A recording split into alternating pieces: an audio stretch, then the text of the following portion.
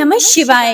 हे प्रिय भक्तों, देवों के देव महादेव और माँ पार्वती का आशीर्वाद आप सभी भक्तों पर और आपके समस्त परिवार पर सदा सर्वदा बना रहे। आइए सुनते हैं सोमवार की संपूर्ण व्रत कथा। जय श्री गणेश। प्राचीन समय में एक नगर में एक धनवान साहूकार रहा करता था, जिसके घर में किसी भी प्रकार की कोई कमी नहीं थी, लेकिन उसका कोई पुत्र नहीं था, जिस कारण वह काफी दुखी रहा करता था। उसे दिन रात यही चिंता सताती रहती थी। ऐसे में वह पुत्र पाने की कामना लिए हर सोमवार भगवान शिव जी का व्रत और पूजन किया करता था, और शाम के समय शिव मंदिर में जाकर वह भगवान शिव जी के सामने दीपक जलाता था। उसके उस भक्ति भाव को देखकर देवी माँ पार्वती ने भगवान शिव से कहा, हे प्रभु, यह साहूकार आपका बहुत बड़ा भक्त है और सदैव आपका व्रत और पूजन बड़ी ही श्रद्धा के साथ करता है। आपको इसकी मनोकामना अवश्य ही पूर्ण करनी चाहिए। माता पार्वती की यह बात सुनकर भगवान शिव बोले, हे देवी पार्वती, यह संसार कर्म क्षेत्र है। जैसे किसान खेत में जैसा बीज बोता है वैसा ही फल काटता है, उसी तरह इस संसार में मनुष्य जैसा कर्म करता है वैसे ही फल भोगता है। पार्वती जी ने अत्यंत आग्रह से कहा, हे प्रभु, जब यह आपका इतना बड़ा भक्त है और इसको अगर किसी भी प्रकार का दुख है तो उसे अवश्य ही दूर करना चाहिए, क्योंकि आप तो सदैव ही अपने भक्तों पर दयालु होते हैं और उनके दुखों को हमेशा ही दूर करते हैं। यदि आप ऐसा नहीं करेंगे तो मनुष्य आपकी सेवा और व्रत क्यों करेंगे? पार्वती जी के ऐसे आग्रह करने पर भगवान शिव बोले, हे देवी पार्वती, इसके कोई पुत्र नहीं है, इसी चिंता में यह अत्यंत दुखी रहता है। इसके भाग्य में पुत्र ना होने पर भी मैं इसे पुत्र प्राप्ति का वर दे सकता हूँ, लेकिन वह पुत्र केवल 12 वर्ष तक ही जीवित रहेगा। इसके पश्चात वह मृत्यु को प्राप्त हो जाएगा। इससे अधिक तो मैं कुछ भी इसके लिए नहीं कर सकता। हे प्रिय भक्तों, यह बातें साहूकार सुन रहा था। इससे उसको ना तो प्रसन्नता हुई और ना ही कुछ दुख ही हुआ। वह पहले की तरह ही भगवान शिव का व्रत और पूजन करता रहा। कुछ समय व्यतीत हो जाने पर साहूकार की पत्नी गर्भवती हुई और 10वें महीने में उसे अति सुंदर पुत्र की प्राप्ति हुई। साहूकार के घर में बहुत खुशियां मनाई गई, परंतु साहूकार ने उसकी केवल 12 वर्ष की आयु जानकर अधिक प्रसन्नता प्रकट नहीं की और न ही किसी को यह भेद बताया। जब वह बालक 11 वर्ष का हो गया तो उस बालक की माता ने उसके पिता से विवाह आदि के लिए आग्रह किया, तो वह साहूकार कहने लगा कि अभी मैं इसका विवाह नहीं करा सकता, अपने पुत्र को काशी पढ़ने के लिए भेजूंगा। फिर साहूकार ने बालक के मामा को बुलाकर उसको बहुत सा धन दिया और कहा कि तुम इस बालक को काशी जी पढ़ने के लिए ले जाओ और रास्ते में जिस स्थान पर भी जाओ यज्ञ और ब्राह्मणों को भोजन अवश्य कराते जाना। फिर वह दोनों मामा भांजे यज्ञ करते और ब्राह्मणों को भोजन कराते हुए काशी जी की तरफ रवाना हुए। रास्ते में उनको एक शहर से गुजरना पड़ा। उस शहर में राजा की कन्या का विवाह था और दूसरे राजा का लड़का जो विवाह करने बारात लेकर आया था वह एक आंख से काना था। उसके पिता को इस बात की बड़ी चिंता हो रही थी कि कहीं वर को देखकर कन्या के माता पिता विवाह में किसी प्रकार की अड़चन पैदा ना कर दे। इस कारण जब उसने अति सुंदर सेठ के लड़के को देखा तो उसके मन में विचार आया कि क्यों ना दरवाजे के समय इस लड़के से वर का काम चलाया जाए। ऐसा विचार करके वर के पिता ने उस लड़के और उसके मामा से बात की तो वे राजी हो गए। फिर उस लड़के को वर के कपड़े पहनाकर और घोड़ी पर चढ़ाकर दरवाजे पर ले गए और सब कार्य प्रसन्नता से पूर्ण हो गया। फिर वर के पिता ने सोचा कि यदि विवाह कार्य भी इसी लड़के के द्वारा करा लिया जाए तो क्या बुराई है। ऐसा सोचकर उसने लड़के और उसके मामा से कहा कि यदि आप फेरों और कन्यादान के काम को भी करा दें तो आपकी बड़ी कृपा होगी और मैं इसके बदले में आपको बहुत सारा धन दूंगा। तो उन्होंने स्वीकार कर लिया और विवाह कार्य भी बहुत ही अच्छी तरह से संपन्न हो गया। परंतु जिस समय लड़का जाने लगा तो उसने राजकुमारी की चुनरी के पल्ले पर लिख दिया कि तेरा विवाह तो मेरे साथ हुआ है, परंतु जिस राजकुमार के साथ तुमको भेजेंगे वह एक आंख से काना है और मैं काशी जी में पढ़ने जा रहा हूँ। लड़के के जाने के बाद उस राजकुमारी ने जब अपनी चुनरी पर लिखा हुआ पढ़ा तो उसने राजकुमार के साथ जाने से मना कर दिया और कहा कि यह मेरा पति नहीं है, मेरा विवाह इसके साथ नहीं हुआ है, वह तो काशी जी पढ़ने गया है। राजकुमारी के माता पिता ने अपनी कन्या को विदा नहीं किया और बारात वापस चली गई। उधर सेठ का लड़का और मामा काशी जी पहुंच गए थे। वहां जाकर लड़के ने पढ़ना शुरू कर दिया। जब लड़के की आयु 12 साल की हो गई, उस दिन उन्होंने यज्ञ रचा रखा था कि लड़के ने अपने मामा से कहा, हे मामा जी, आज मेरी तबीयत कुछ ठीक नहीं लग रही। मामा ने कहा कि तुम अंदर जाकर सो जाओ और आराम करो। लड़का अंदर जाकर सो गया और थोड़ी देर के बाद उसके प्राण निकल गए। जब उसके मामा ने आकर देखा तो वह मुर्दा पड़ा हुआ है, तो उसको बड़ा दुख हुआ और उसने सोचा कि अगर मैं अभी रोना पीटना मचा दूंगा तो यज्ञ का कार्य अधूरा रह जाएगा, जो कि सही नहीं होगा। इसीलिए उसने जल्दी से यज्ञ का कार्य समाप्त किया और ब्राह्मणों के जाने के बाद रोना पीटना शुरू कर दिया। संयोगवश उसी समय शिव पार्वती जी उधर से जा रहे थे। जब उन्हें जोर जोर से रोने की आवाजें सुनाई दी तो माता पार्वती जी ने भगवान शिव से कहा, हे प्रभु, कोई दुखियारा रो रहा है, कृपया कर इसके कष्ट को दूर कीजिए।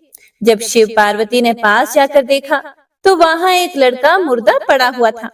पार्वती जी कहने लगी, हे प्रभु, यह तो उसी सेठ का लड़का है जो आपके वरदान से पैदा हुआ था। इसीलिए हे स्वामी, इस बालक को और आयु दो, नहीं तो इसके माता पिता तड़प तड़प कर मर जाएंगे। पार्वती जी के बार बार आग्रह करने पर भगवान शिव ने उसको जीवन का वरदान दे दिया और भगवान शिव जी की कृपा से लड़का फिर से जीवित हो गया। इसके बाद शिव जी और माता पार्वती कैलाश पर्वत की ओर चले गए।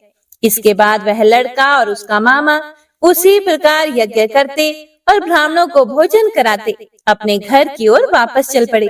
रास्ते में उसी शहर में आए जहां उसका विवाह हुआ था। वहां पर आकर उन्होंने यज्ञ आरंभ कर दिया तो उस लड़के के ससुर ने उसको पहचान लिया और अपने महल में ले जाकर उसकी बड़ी खातिरदारी के साथ ही बहुत से दास दासियों सहित आदर पूर्वक लड़की और जमाई को विदा भी किया। जब वह अपने शहर के निकट आए तो मामा ने कहा कि पहले मैं तुम्हारे घर जाकर खबर कराता हूँ। जब उस लड़के का मामा घर पहुंचा तो लड़के के माता पिता घर की छत पर बैठे हुए थे और यह प्रण कर रखा था कि यदि हमारा पुत्र सकुशल लौट आया तो हम राजी खुशी नीचे आ जाएंगे, नहीं तो छत से गिरकर अपने प्राण त्याग देंगे।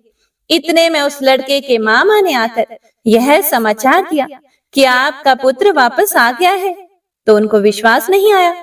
तब उसके मामा ने शपथ पूर्वक कहा कि आपका पुत्र अपनी पत्नी के साथ बहुत सारा धन लेकर आया है।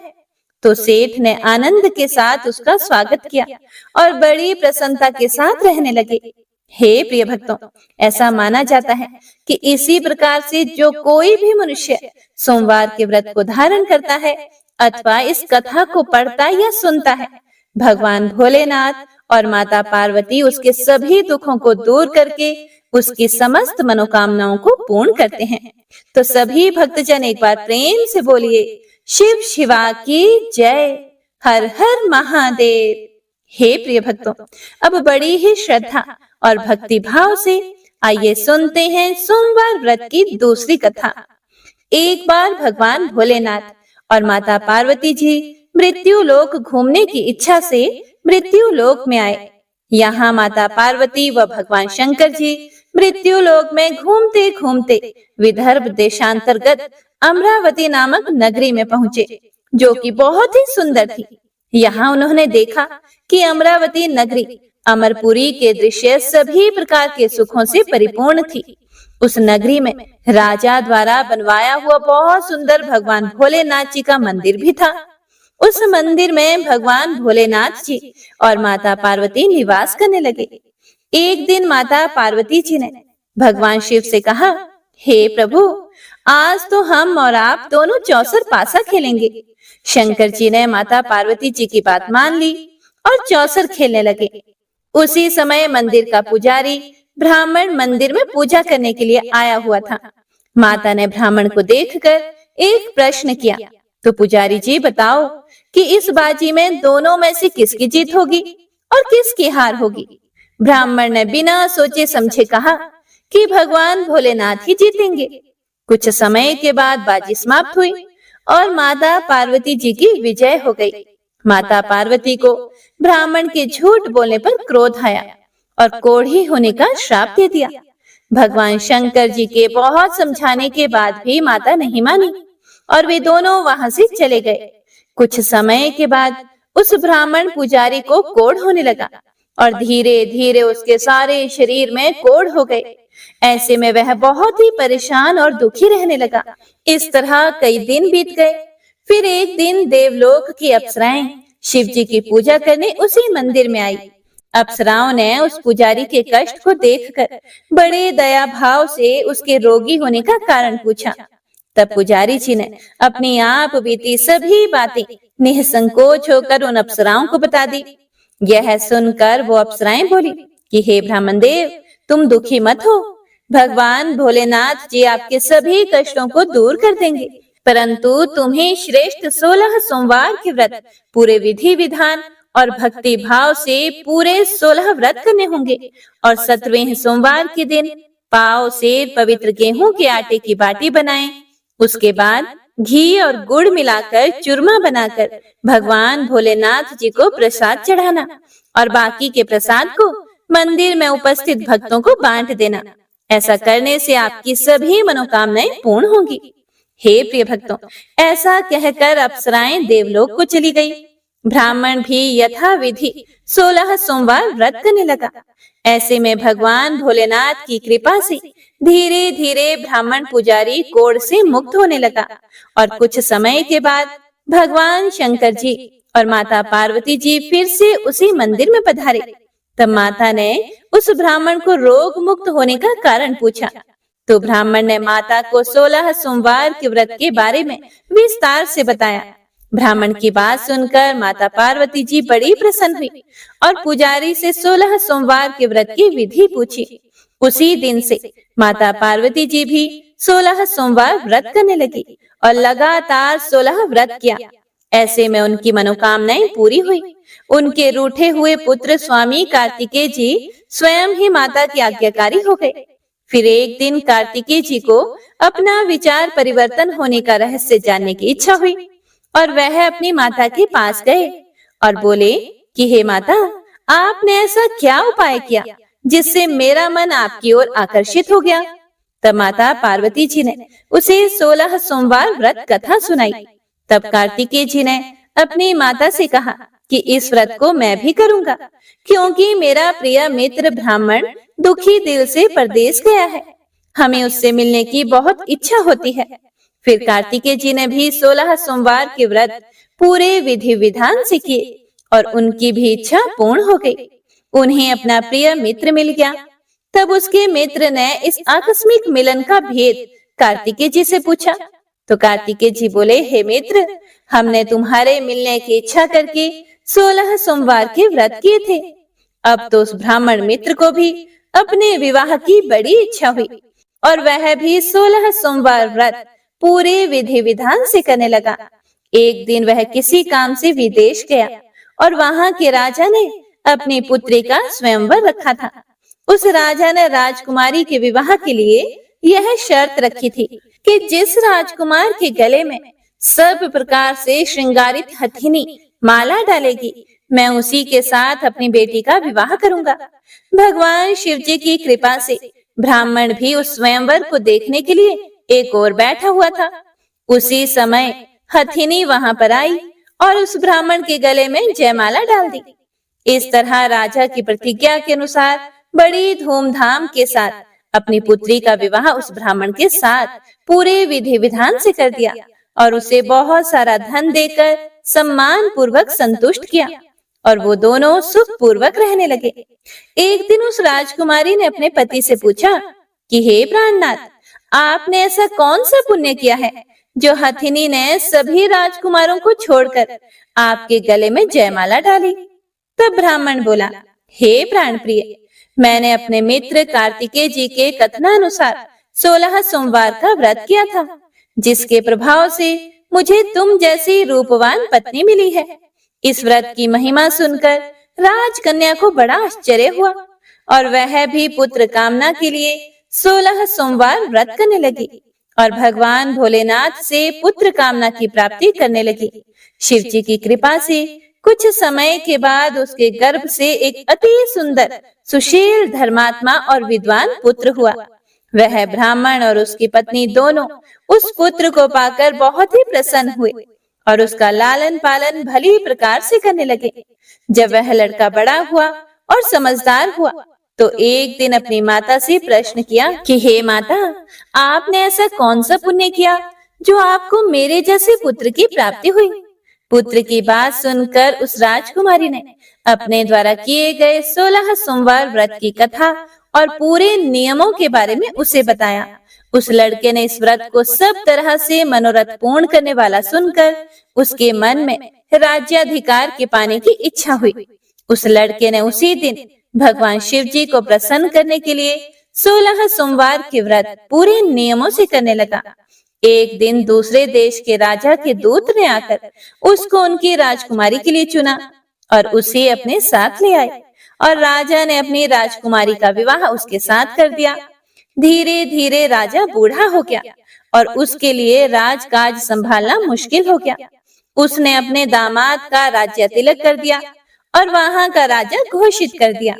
इस तरह से ब्राह्मण पुत्र राजा बनकर भी यह व्रत करता रहा। हे प्रिय भक्तों, जब 17वां सोमवार का व्रत आया तो उसने अपनी रानी से सभी सामग्रियों सहित भगवान भोलेनाथ जी के मंदिर में आने को कहा, किंतु रानी मंदिर नहीं गई और उसने अपने दास दासियों को पूजा की सामग्री लेकर मंदिर भेज दिया। राजा ने पूरे विधि विधान से भगवान शिव जी की पूजा की। जब वह वहां से जाने लगा तो उसने एक आकाशवाणी सुनी, हे राजा, अपनी इस रानी को राजमहल से निकाल दे, नहीं तो ये तेरा सर्वनाश कर देगी। इस वाणी को सुनकर राजा आश्चर्य में पड़ गया और उसने तुरंत मंत्रियों की एक बैठक बुलवाई और आप बीती उन्हें सुनाई। मंत्री आदि सभी बड़े विस्मय और दुख में डूब गए, क्योंकि जिस कन्या के साथ उसे राज्य मिला है, राजा उसी को राज्य से निकालने का जाल रच रहा है। यह कैसे हो सकेगा? अंत में राजा ने अपनी रानी को राजमहल से निकाल दिया। रानी दुखी हृदय से अपने भाग्य को कोसती हुई अपने राज्य से बाहर चली गई। बिना चप्पलों के और फटे वस्त्र पहने भूखी प्यासी धीरे धीरे चलकर एक नगर में जा पहुंची। उस नगर में एक बुढ़िया रोज सूत काट कर बेचती थी। रानी की करुण दशा देखकर बुढ़िया बोली कि तू मेरे साथ चल, मेरा सूत बिकवा दे। मैं तो बूढ़ी हो गई हूँ, भाव नहीं जानती हूँ। यह सुनकर रानी बुढ़िया के सिर से सूत की गठड़ी उतार कर अपने सिर पर रख लेती है। अचानक से आंधी आई और बुढ़िया के सभी सूत हवा में उड़ गए। बेचारी बुढ़िया बहुत पछताई और रानी से कहने लगी कि दूर रहना मुझसे।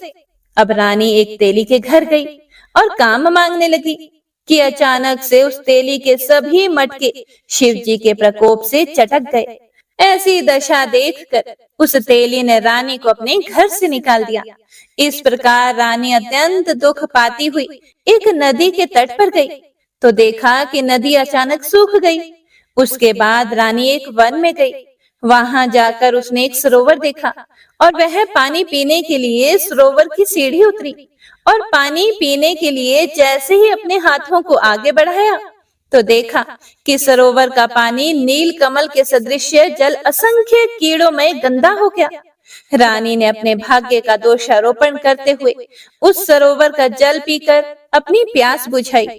आराम करने के लिए एक पेड़ की शीतल छाया में विश्राम करने के लिए लेटी तो देखा कि उस पेड़ की सभी पत्तियां झड़ गई। ऐसे में रानी जिस पेड़ के नीचे जाती उसी पेड़ की पत्तियां अपने आप झड़ जाती।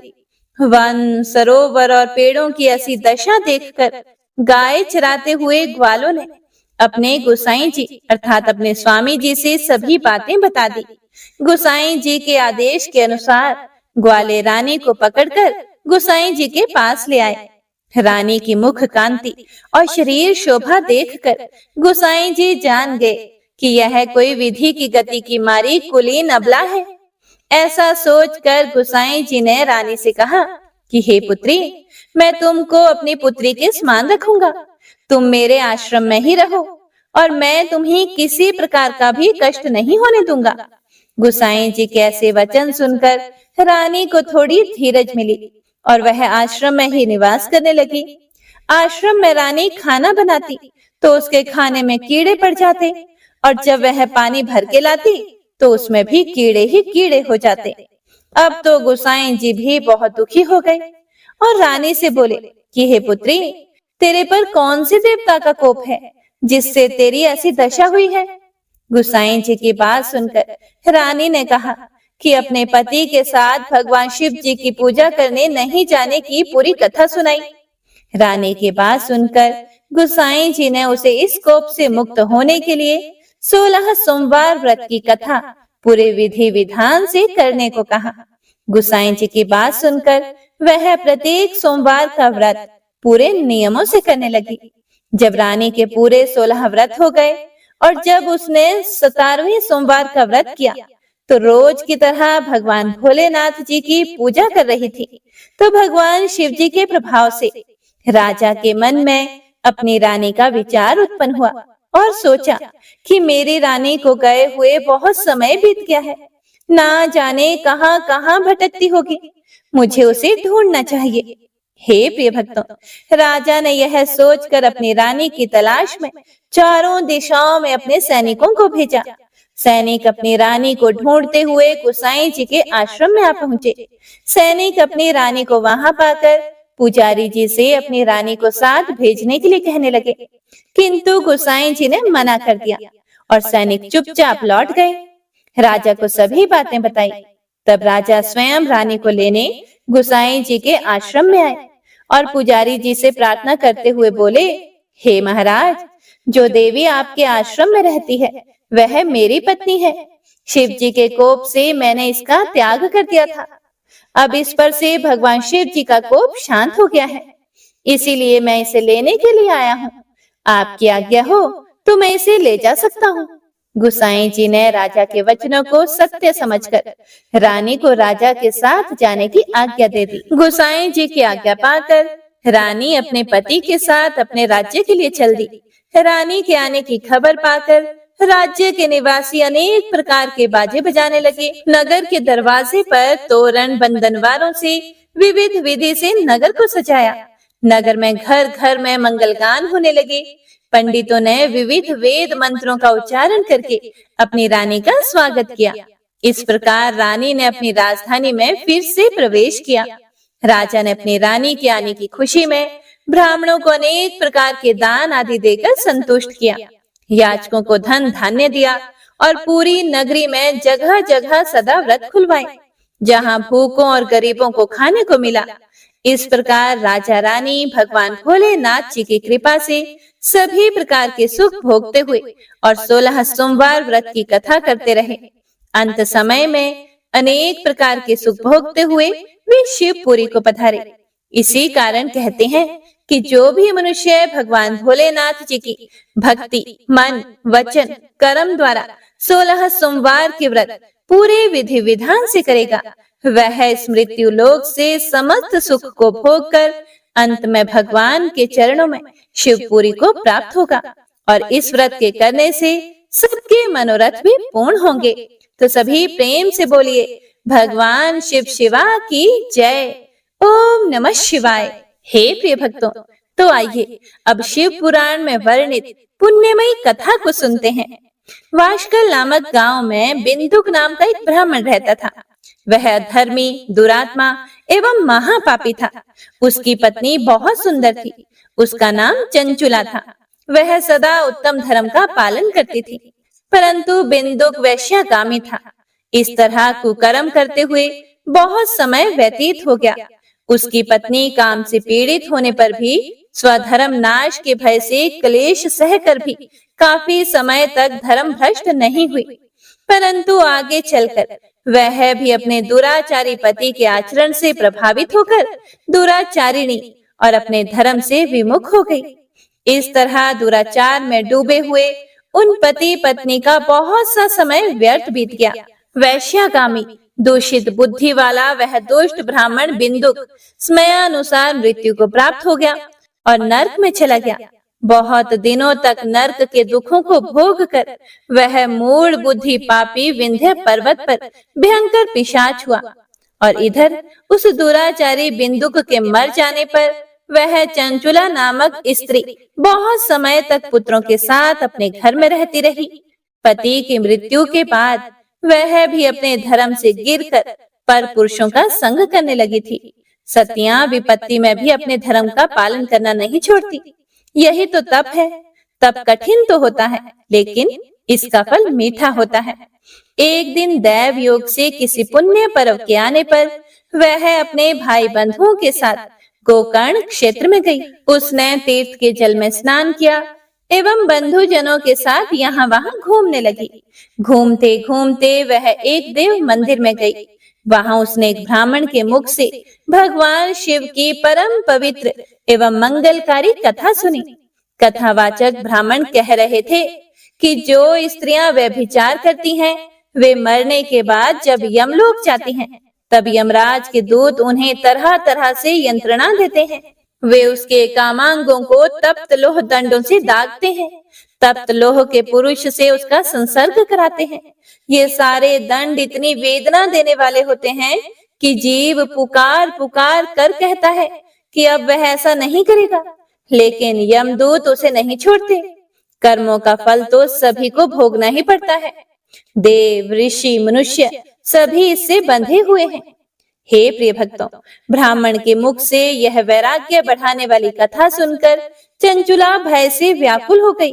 कथा समाप्त होने पर सभी लोग वहां से चले गए। तब कथा बांचने वाले ब्राह्मण देवता से चंचुला ने कहा कि हे ब्राह्मण देव, धर्म को ना जानने के कारण मेरे द्वारा भी बहुत बड़ा दुराचार हुआ है। हे स्वामी, मेरे ऊपर कृपा कर मेरा उद्धार कीजिए। आपके प्रवचन को सुनकर मुझे इस संसार से वैराग्य हो गया है। मुझ मूढ़ चित्त वाली पापिनी को धिक्कार है। मैं निंदा के योग्य हूँ। मैं बुरे विषयों में फंसकर अपने धर्म से विमुख हो गई थी। कौन मुझ जैसी कुमार्ग में मन लगाने वाली पापिनी का साथ देगा? जब यमदूत मेरे गले में फंदा डालकर मुझे बांध कर ले जाएंगे और नरक में मेरे शरीर के टुकड़े करेंगे, तब मैं कैसे उन महायातनाओं को सहन कर पाऊंगी? मैं सब प्रकार से नष्ट हो गई हूँ, क्योंकि अभी तक मैं हर तरह से पाप में डूबी रही हूँ। हे ब्राह्मण देव, आप मेरे गुरु हैं। आप ही मेरे माता पिता हैं। मैं आपकी शरण में आई हूँ। मुझ अबला का आप ही उद्धार कीजिए। इस प्रकार विलाप करती हुई चंचुला ब्राह्मण देवता के चरणों में गिर पड़ी। तब ब्राह्मण देवता ने उसे कृपा पूर्वक उठाया और कहा, हे नारी, तुम सौभाग्यशाली हो जो भगवान शंकर की कृपा से तुमने वैराग्यपूर्ण शिव की यह कथा सुनी है और कथा सुनकर समय से अपनी गलती का एहसास कर लिया है। डरो मत और भगवान शिव की शरण में जाओ। उनकी परम कृपा से तुम्हारे सभी पाप नष्ट हो जाएंगे। मैं तुम्हें भगवान शिव की कथा सहित वह मार्ग बताऊंगा जिसके द्वारा तुम्हें सुख देने वाली उत्तम गति प्राप्त होगी। शिव कथा सुनने से तुम्हारी बुद्धि शुद्ध हो गई है और तुम्हें पश्चाताप हुआ है तथा मन में वैराग्य उत्पन्न हुआ है। पश्चाताप ही पाप करने वाले पापियों के लिए सबसे बड़ा प्रायश्चित है। जो मनुष्य अपने कुकर्मों के लिए पश्चाताप नहीं करता, वह उत्तम गति प्राप्त नहीं करता, परंतु जिसे अपने कुकृत्य पर हार्दिक पश्चाताप होता है, वह अवश्य ही उत्तम गति का भागीदार होता है। इसमें बिल्कुल भी संशय नहीं है। शुद्ध चित्त में ही भगवान शिव और पार्वती का वास होता है। वह शुद्धात्मा मनुष्य सदा शिव के पद को प्राप्त होता है। इस कथा का श्रवण सभी मनुष्यों के लिए कल्याणकारी है, इसीलिए इसकी आराधना व सेवा करनी चाहिए। हे ब्राह्मण पत्नी, तुम अन्य विषयों से अपने मन को हटाकर भगवान शंकर की इस परम पावन कथा को सुनो। इससे तुम्हारे मन की शुद्धि होगी और तुम्हें मोक्ष की प्राप्ति होगी। जो भी मनुष्य निर्मल हृदय से भगवान शिव के चरणों का चिंतन करता है, उसकी एक ही जन्म में मुक्ति हो जाती है। हे प्रिय भक्तों, ऐसा कहकर वे ब्राह्मण मौन हो गए। उनका हृदय करुण से भर गया। वे ध्यान में मगन हो गए। ब्राह्मण का उपदेश सुनकर चंचुला के नेत्रों में आनंद के आंसू छलक आए। वह खुशी से ब्राह्मण देवता के चरणों में गिर गई और हाथ जोड़कर बोली, मैं कृतार्थ हो गई। हे ब्राह्मण देव, शिव भक्तों में श्रेष्ठ स्वामी, आप धन्य हैं। आप परमार्थ दर्शी हैं और सदा परोपकार में लगे रहते हैं। हे साधो, मैं नर्क के समुद्र में गिर रही हूँ, कृपा कर मेरा उद्धार कीजिए। जिस पौराणिक व अमृत के समान सुंदर शिव कथा की बात आपने की है, उसे सुनकर ही मेरे मन में वैराग्य उत्पन्न हुआ है। उस अमृतमयी कथा को सुनने के लिए मेरे मन में बड़ी श्रद्धा हो रही है। कृपया आप मुझे उसे सुनाइए। हे प्रिय भक्तों, कथा सुनने की इच्छा मन में लिए हुए चंचुला उन ब्राह्मण देवता की सेवा में वहीं रहने लगी।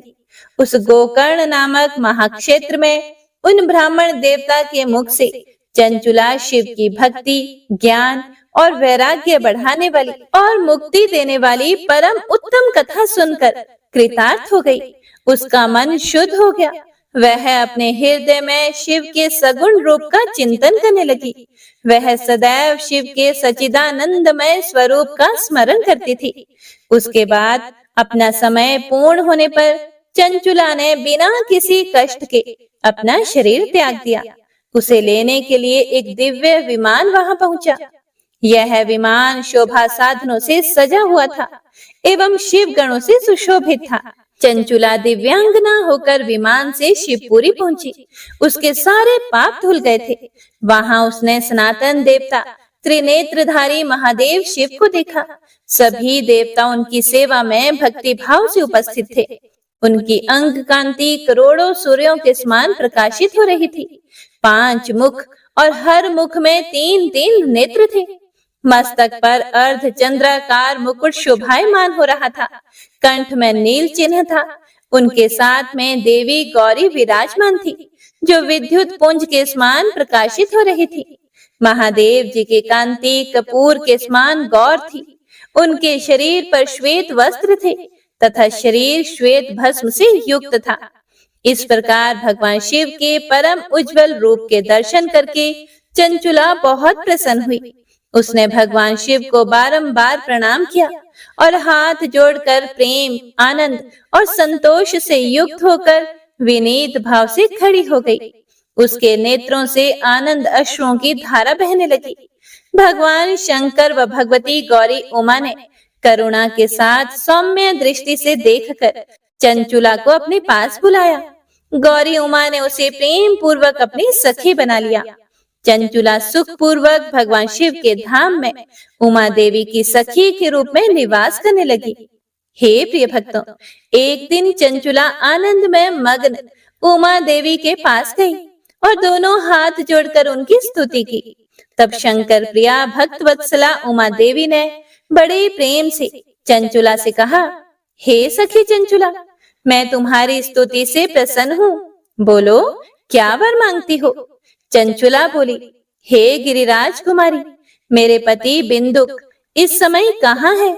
उनकी कैसी गति हुई है?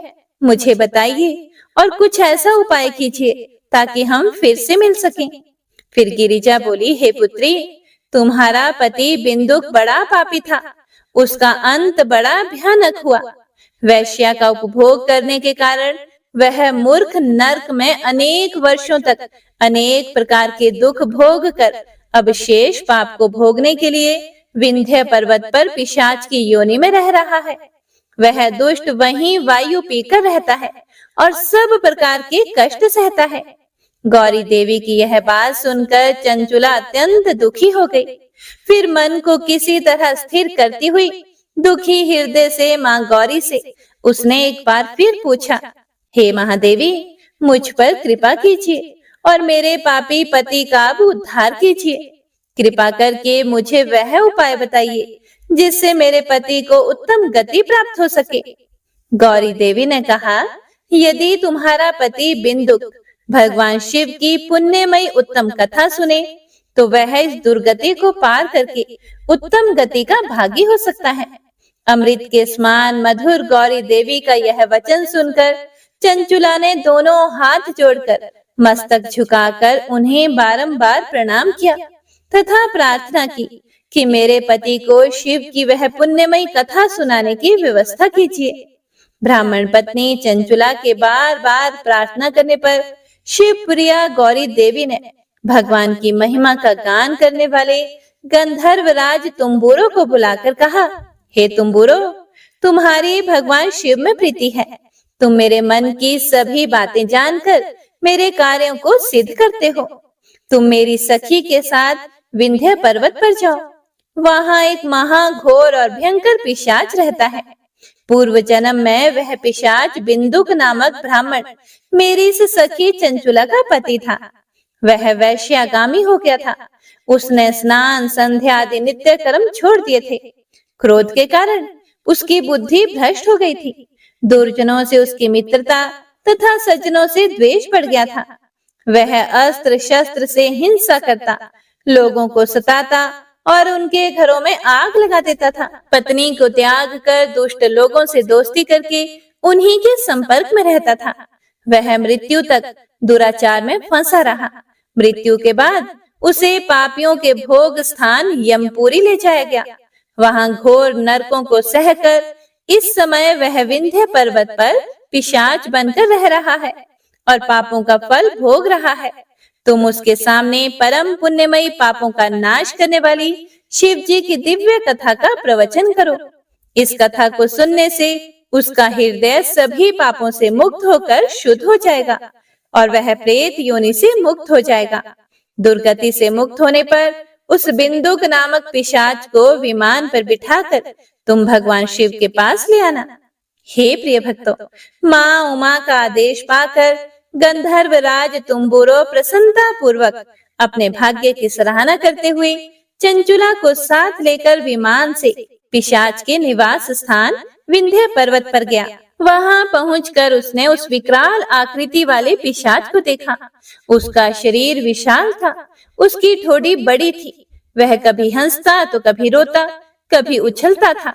महाबली तुम्बुरो ने बिंदुक नामक पिशाच को पाशों से बांध लिया।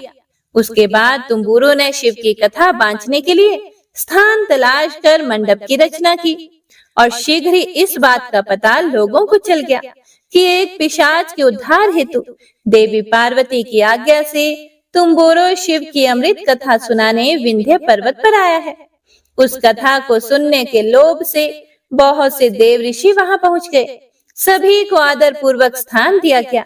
पिशाच बिंदुक को पाशों में बांधकर आसन पर बिठाया गया और तब तुम्बुरो ने परम उत्तम शिव पुराण की अमृत कथा का गान शुरू किया, जिसे सभी श्रोता कृतार्थ हो गए।